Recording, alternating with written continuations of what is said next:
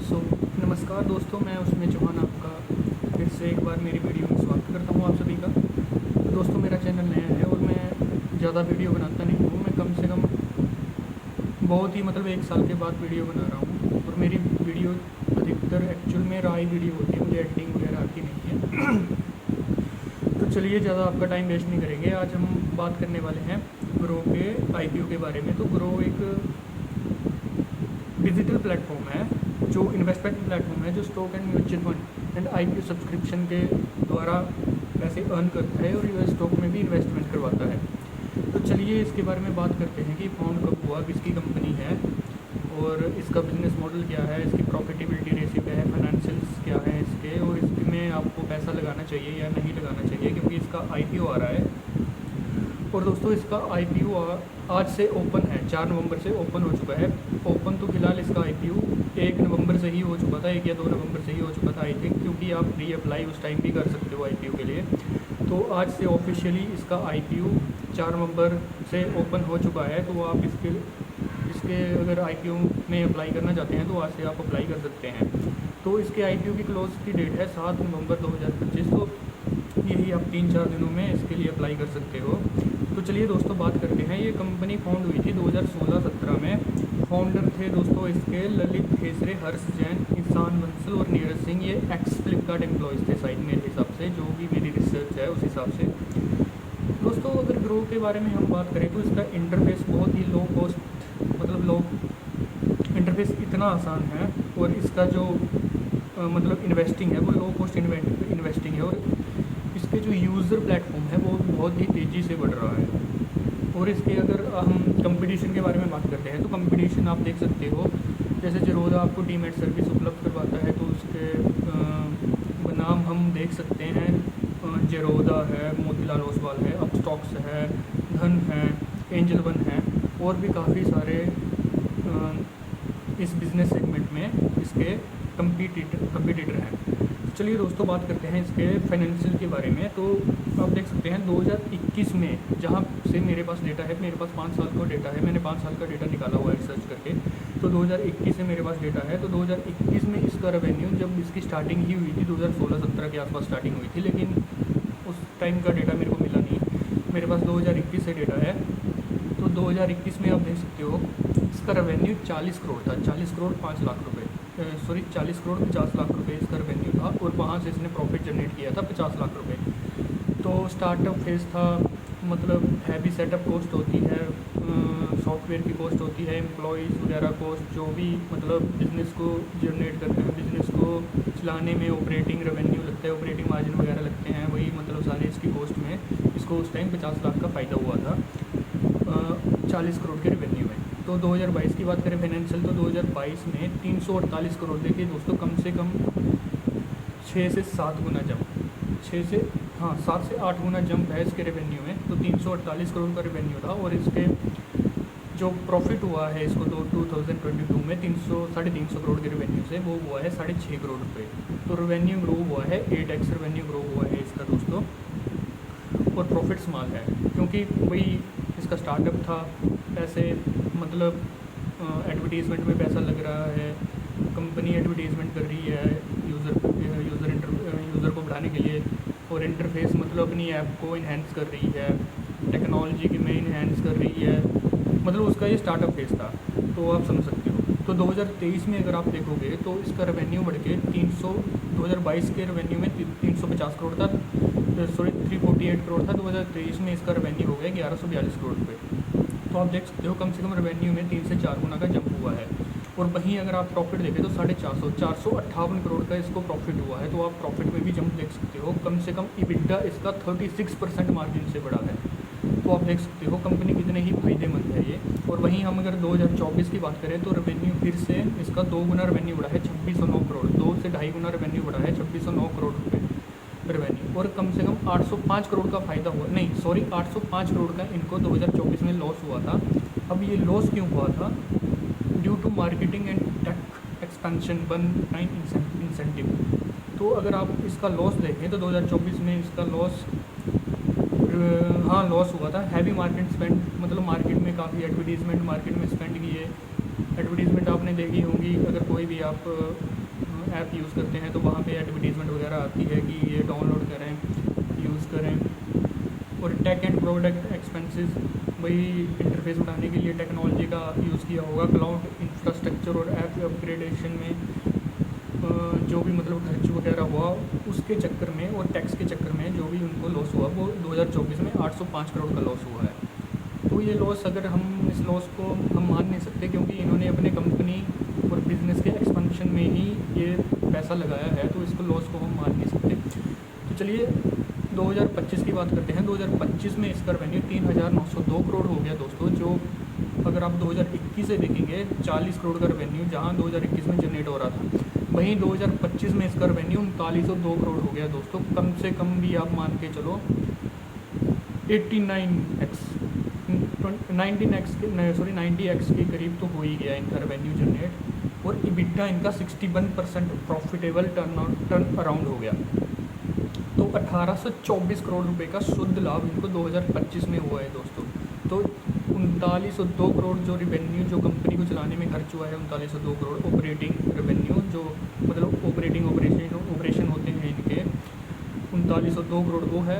और 1824 करोड़ इनका मतलब शुद्ध लाभ है, कैश इन हैंड मतलब नेट प्रॉफिट इनका जो मतलब इनके पास बचा है 1824 करोड़ रुपये।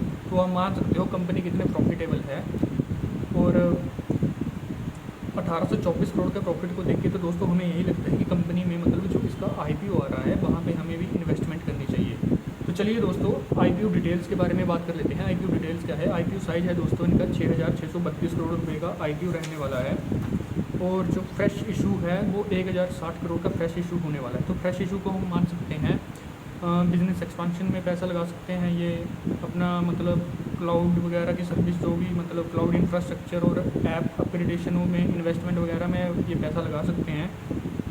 ऑफ़र फॉर सेल 5572 करोड़ है, तो ऑफ़र फॉर सेल को हम मान सकते हैं। ऑफ़र फॉर सेल जो इन्वेस्टर हैं इनके, वो हो सकता है वो कैश आउट होना चाहते हो, अपना पैसा वापस लेना चाहते हो, तो ऑफ़र फॉर सेल इनका 5572 करोड़। और फ्रेश इशू जो नए शेयर इशू हो रहे हैं दोस्तों वो 1,060 करोड़ के शेयर इशू हो रहे हैं। और कंपनी ने जो अपने शेयर का प्राइस रखा हुआ है वो 95 से 100 रुपये तक रखा हुआ है। तो आप कम से कम एक लॉट की कीमत मान के चल सकते हो, 15,000 रुपये एक लॉट की कीमत आपको पड़ेगी एक रिटेल इन्वेस्टर को। तो IPO ओपन आपका मैंने पहले बता दिया आपको 4 नवंबर 2025 से है, और IPO क्लोज की डेट 7 नवंबर 2025 से है। लिस्टिंग डेट दोस्तों कंपनी ने 12 नवंबर 2025 की दे रखी है। और इसकी अगर GMP की बात करें तो GMP यानी ग्रे मार्केट प्रीमियम। अब ग्रे मार्केट प्रीमियम का दोस्तों ज़्यादातर लोगों को पता नहीं होता है, तो मैं ग्रे मार्केट एक अनऑफिशियल मार्केट होती है, वहाँ पे पता लगता है कि लोग कितने पैसे देने को तैयार हैं, शेयर की हाइप कितनी है। तो अनऑफिशियली कितना लोग मतलब इस शेयर के लिए पे कर रहे हैं। तो ग्रो IPO के लिए GMP आज के हिसाब से कम 14 से 15 रुपये के करीब चली हुई है, 14.5 रुपये चली हुई है। लेकिन जो हमारी मतलब GMP होती है वो गारंटेड लिस्टिंग प्राइस नहीं होता दोस्तों, क्योंकि ये भी GMP के मतलब ये भी मार्केट के हिसाब से थोड़ी हाइप कम या ज़्यादा होती रहती है। तो ये मतलब इन्वेस्टर की एक्साइटमेंट को दिखाता है और कंपनी की प्रॉफिटेबिलिटी को दिखाता है कि कंपनी में कितनी क्रेडिबिलिटी है और कंपनी में कितनी हाइप है, शेयर की कितनी हाइप है। तो GMP बस इसी को दिखाती है। तो चलिए दोस्तों अब इसके बिज़नेस मॉडल की बात कर लेते हैं। तो बिज़नेस मॉडल में आपका जो ग्रो का मेन बिज़नेस है मतलब जहाँ से ये पैसे अर्न करती है वो इसका है एक ब्रोकरेज फीस है दोस्तों, म्यूचुअल फंड ट्रायल फीस है। Mutual fund trial brokerage fees में आपका वही आ गया सेबी के कुछ चार्जेस, GST वगैरह होती है और भी कई चार्जेस वगैरह होते हैं। हमने तो कम शेयर बेचे हैं दोस्तों, क्योंकि हम ज़्यादातर होल्ड ही करते हैं, बेचते वगैरह नहीं है। तो म्यूचुअल फंड ट्रायल बेस्ड जो एक्सपेंस रेशियो होती है, एग्जिट रेशियो होती है, तो वहाँ से ये अर्न करते हैं। IPO सब्सक्रिप्शन के जरिए ये भी अर्न करते हैं। तो अगर इनके नए सर्विस देखें जहाँ से मतलब इनका एक फ्यूचर प्लान है, जहाँ से ये पैसे और अर्न करना चाहते हैं, जहाँ से मतलब ये अपना रेवेन्यू और जनरेट करना चाहते हैं, अगर आप वहाँ से देखें तो इनके फ्यूचर प्लान हैं दोस्तों wealth management for HNIs। Wealth management for HNIs जैसे कि मतलब HNIs का जो भी मतलब डीमैट वगैरह होल्ड करना, मतलब डीमैट वगैरह की सर्विस देना, उनके शेयर्स वगैरह होल्ड करना, उनको देख रेख करना, क्रेडिट एंड मार्जिनिंग ट्रेडिंग। तो मतलब मार्जिन वगैरह मुझे लगता है ये मतलब लोन वगैरह दे रहे हैं आपको। अगर मतलब आपके पास एक शेयर खरीदने के लिए पैसे हैं तो आपको ये कम से कम 50 से 100 शेयर खरीदने के लिए और पैसे दे सकते हैं। तो यही हुआ आपका credit and margin trading. Tech upgrade cloud AI tools, जो कि हमने पहले बात कर ली थी, वही है। फ्रेश शेयर इशू कर रहे हैं तो वहीं से पैसा उठा के मतलब टेक अपग्रेड करेंगे, क्लाउड एआई टूल्स का इस्तेमाल करेंगे। टियर 2 एंड 3 सिटीज़ में अपना स्टोर की एक्सपेंशन करेंगे, अपने मतलब ब्रांच प्लांट वगैरह लगाएंगे। Market and brand building, brand तो दोस्तों ये पहले ही है, ब्रांड तो पहले काफ़ी बन चुकी है, लेकिन मार्केटिंग करेंगे और अपने बिजनेस को एक्सपेंशन करेंगे।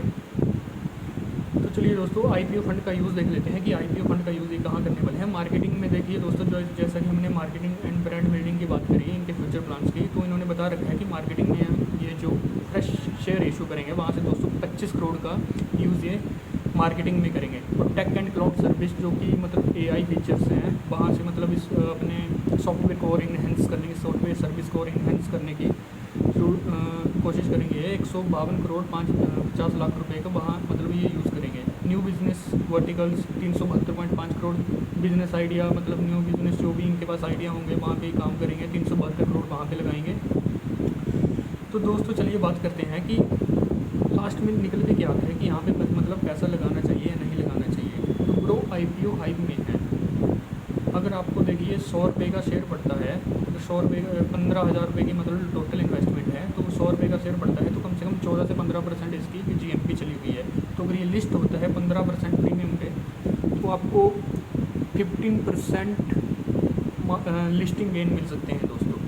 तो फ्रेश फंड ग्रोथ, टेक और नए वर्टिकल में इन्वेस्ट भी करेंगे ये पैसा। और कंपटीशन में टफ है लेकिन अपॉर्चुनिटी बहुत है। कंपटीशन इनका टफ है क्योंकि कंपटीशन में मैंने आपको पहले ही बता दिया, जेरोदा है, धन है, मोतीलाल ओसवाल है, और भी कई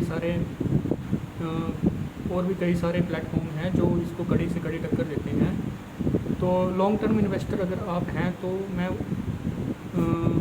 अगर इन्वेस्टमेंट अगर आपको करनी है तो अपने मतलब एक बार आप भी अपने हिसाब से चेक कर लेना, क्योंकि फाइनेंशियल एडवाइज़र तो मैं हूँ नहीं, लेकिन फिर भी आप अपने हिसाब से जो भी मतलब वेरीफाई करना चाहते हो उस हिसाब से वेरीफाई कर लेना और फिर ही मतलब इसमें इन्वेस्ट करना। अगर आप लॉन्ग टर्म इन्वेस्टर हैं, अगर लॉन्ग टर्म के बारे में सोच रहे हैं, तो लॉन्ग टर्म में मुझे लगता है इसमें थोड़ी तो इसमें ग्रोथ है, कंपनी में ग्रोथ है, क्योंकि कंपनी प्रॉफिटेबिलिटी है। आप खुद ही देख सकते हो, जैसा कि हमने इसके फाइनेंशियल के बारे में बात की। फाइनेंशियल ईयर 2021 में 40 करोड़ 50 लाख का इसका रेवेन्यू था, और वहीं फाइनेंशियल ईयर 2025 में 3,902 करोड़ का रेवेन्यू है। तो कंपनी पैसा कमा रही है दोस्तों, कंपनी पैसा बना रही है, तो आप भी पैसा इसमें लगा सकते हो, ऐसी कोई दिक्कत नहीं है। लेकिन आप अपने रिस्क पे पैसा लगाइए, किसी 20 लाख पे पैसा मत लगाइए, क्योंकि आपको पता ही है शेयर मार्केट कभी भी कुछ भी हो सकता है शेयर मार्केट में। तो चलिए दोस्तों, देखिए अगर आप इसमें पैसा लगाना चाहते हैं तो मेरे हिसाब से तो आपको खुद वेरीफाई करना चाहिए, लेकिन फ़िलहाल मैं तो इसमें आईपीओ के लिए अप्लाई कर रहा हूँ। तो मेरे हिसाब से तो जो मैंने मतलब इसका वेरीफाई किया हुआ है उस हिसाब से तो मैं पैसा लगा रहा हूँ। बाकी आप भी अपने हिसाब से वेरीफाई करके ही इसमें इन्वेस्टमेंट